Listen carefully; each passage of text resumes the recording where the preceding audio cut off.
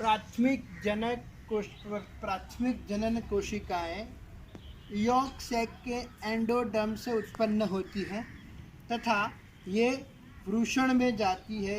यहाँ ये शुक्राणुजनक कोशिकाएं कहलाती है जो कि सेमिनिफेरस नलिका में प्रवेश कर समसूत्री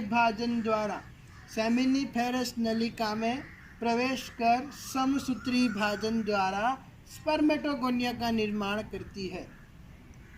ये स्पर्मेटोगोनिया शुक्रजनक वृद्धि करके शुक्राणु कोशिका में विभाजित हो जाती है। शुक्राणु कोशिकाएं ये प्रारंभिक शुक्राणु कोशिकाएं होती है। प्रारंभिक शुक्राणु कोशिकाएं अर्धसूत्री विभाजन द्वारा द्वितीयक शुक्राणु कोशिकाओं में विभाजित हो जाती है। यह द्वितीयक शुक्राणु कोशिकाएं स्पर्मेटिड में विभाजित हो जाती है तथा ये स्पर्मेटिड बाद में शुक्राणु में विभाजित हो जाता है। अगुणित ये शुक्राणु जो होता है वो अगुणित होता है। इसमें X और Y दोनों होते हैं। X रंग गुणसूत्र तथा Y गुणसूत्र, X तथा Y गुणसूत्र भी होते हैं।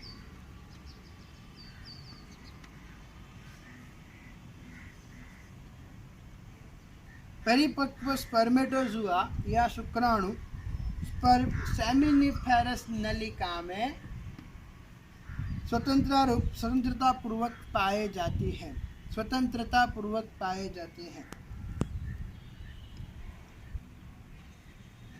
दूसरा है दैहिक कोशिकाएं या सर्टोली कोशिकाएं। ये कोशिकाएं सहारा प्रदान करने वाली तथा पोषण देने वाली होती है तथा ये polypeptide hormone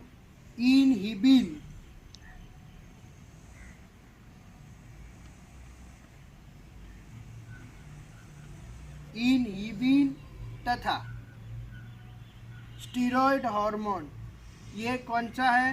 polypeptide.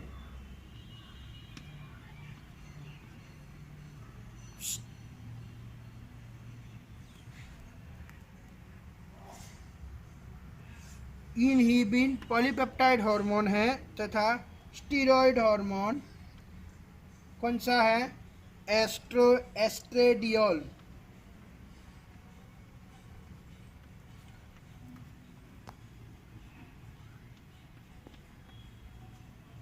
एस्ट्रेडियोल steroid hormone का स्रावण करता है जो कि शुक्राणु जनित क्रियाशीलता एवं शुक्राणु निर्माण की गतिकी में भाग लेते हैं।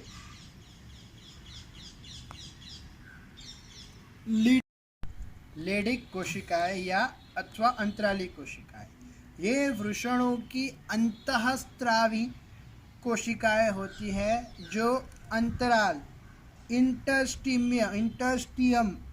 इंटरस्टिटम सेमिनिफेरस नलिकाओं के बीच का स्थान, इंटरस्टिटम मतलब ये जो सेमिनिफेरस नलिका होती है उसके बीच के स्थान को हम क्या कहते हैं? इंटरस्टिटम।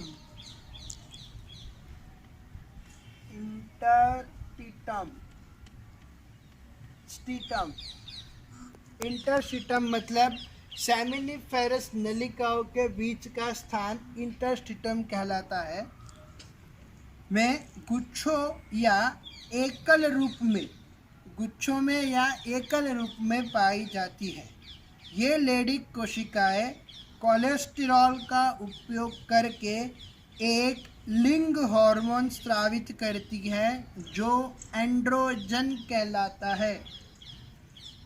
ये लेडिक कोशिकाएं किसका उपयोग करके? एक मिनट,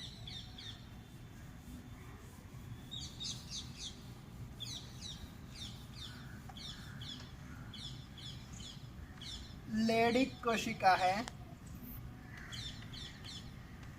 ये कोलेस्टेरॉल का उपयोग करेगी।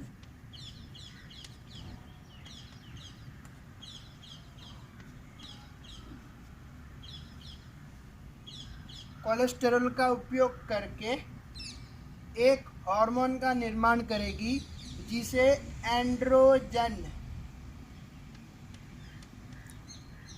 कहते हैं। क्या कहते हैं? एंड्रोजन। इन कोशिकाओं में एंजाइम का बहुत बड़ा भंडार होता है जो स्टीरॉयड जैव संश्लेषण तथा जैव रूपांतरण के पथों के निर्माण को सुगम बनाता है। किसके निर्माण तथा स्थानांतरण के पथ को? स्टीरॉयड के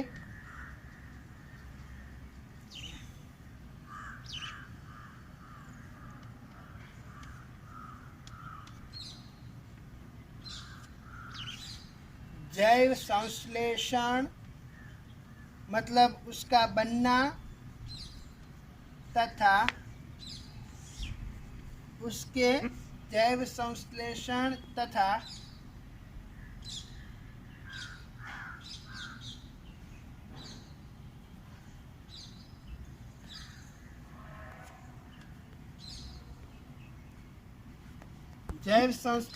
तथा उसके रूपांतरण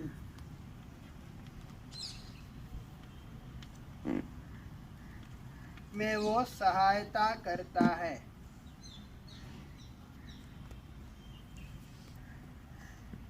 ये एंजाइम स्टीरॉयड डिहाइड्रोजिनेसिस कहलाते हैं। ये जो एंजाइम्स होते हैं ये स्टीरॉयड डिहाइड्रोजिनेसिस कहलाते हैं क्योंकि ये स्टीरॉयड में से हाइड्रोजन के अणु को दूर करते हैं, इसलिए उसे कहते हैं डिहाइड्रोजिनेस कहते हैं।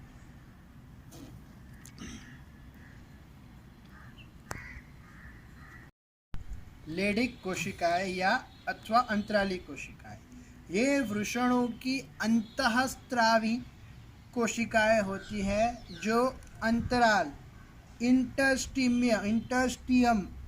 इंटरस्टिटम सेमिनिफेरस नलिकाओं के बीच का स्थान।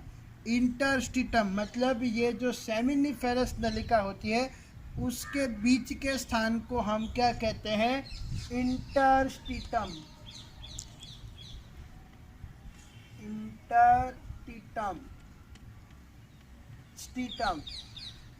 इंटरस्टिटम मतलब सेमिनिफेरस नलिकाओं के बीच का स्थान इंटरस्टिटम कहलाता है। में गुच्छों में या एकल रूप में पाई जाती है। ये लेडिक कोशिकाएं कोलेस्टेरॉल का उपयोग करके एक लिंग हार्मोन स्रावित करती है जो एंड्रोजन कहलाता है। ये लेडिक कोशिकाएं किसका उपयोग करेगी? एक मिनट।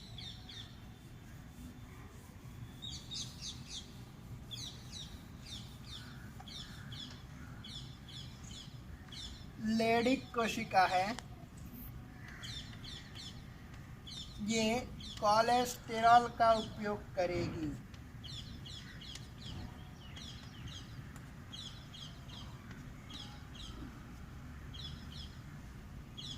कोलेस्टेरॉल का उपयोग करके एक हार्मोन का निर्माण करेगी जिसे एंड्रोजन कहते हैं। क्या कहते हैं? एंड्रोजन। इन कोशिकाओं में एंजाइम का बहुत बड़ा भंडार होता है जो स्टीरॉयड जैव संश्लेषण तथा जैव रूपांतरण के पथों के निर्माण को सुगम बनाता है। किसके निर्माण तथा स्थानांतरण के पथ को? स्टीरॉयड के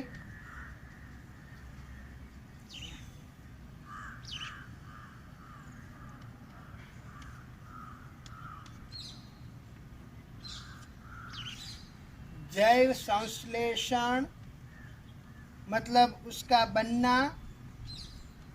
तथा उसके जैव संश्लेषण तथा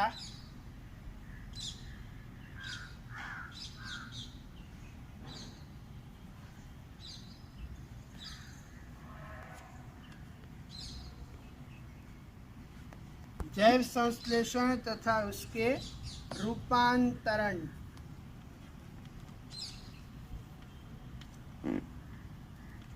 में वो सहायता करता है।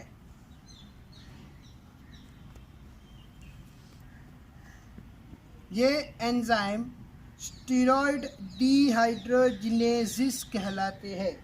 ये जो एंजाइम्स होते हैं ये स्टीरॉयड डिहाइड्रोजिनेसिस कहलाते हैं, क्योंकि ये स्टीरॉयड में से हाइड्रोजन के अणु को दूर करते हैं, इसलिए उसे कहते हैं डिहाइड्रोजिनेज कहते हैं।